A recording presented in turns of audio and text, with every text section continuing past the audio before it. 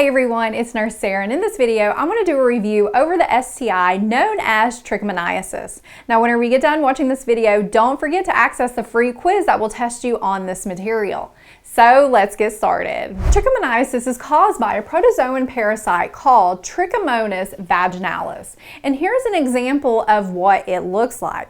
So how can a person get this STI? One way is through unprotected vaginal sexual intercourse with a person who has it. It mainly likes to target that urogenital tract.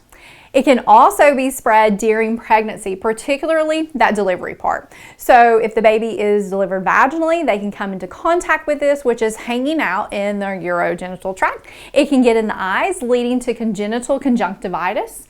Or it could just cause, before birth, a low birth weight or preterm labor. Those are the complications. Now, how do you know if you have it or a patient has this STI? Well, remember this mnemonic I created called Trich. That comes with part of the name of it.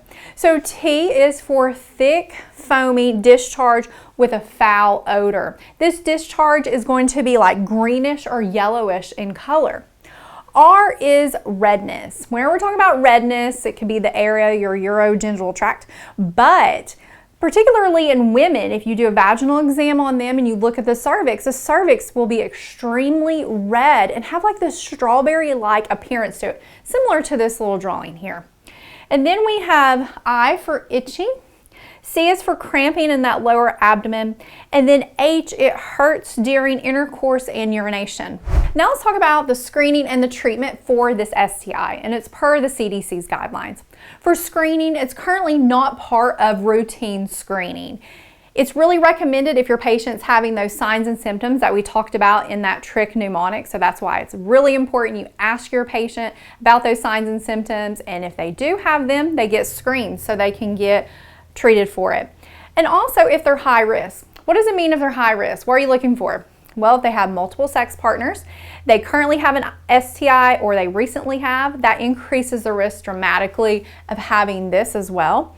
If they are currently in jail or prison, or they use drugs.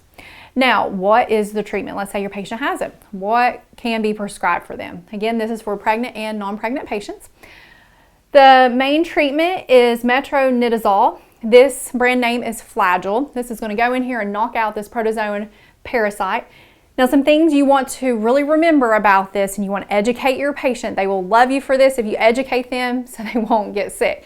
They do not need to drink any alcohol while they're taking it and for up to 72 hours after they take it, because if they do, they will have a disulfiram-like reaction where they're going to have flushing, nausea and vomiting, a headache. They're going to feel really, really bad.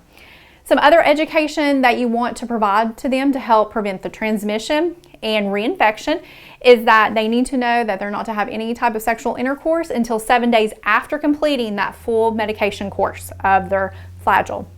Also, they need to use condoms regularly to prevent STI transmission. They also need to tell their partners about this so their partners can get tested. That's going to help them get treated and prevent spreading it to others. And the patient who has got this STI after they get treatment, they need to retest in about 3 months just to confirm the infection's gone and they just haven't become reinfected. Okay, so that wraps up this review over this STI. And if you'd like to watch more videos in this STI series, you can access the link in the description below.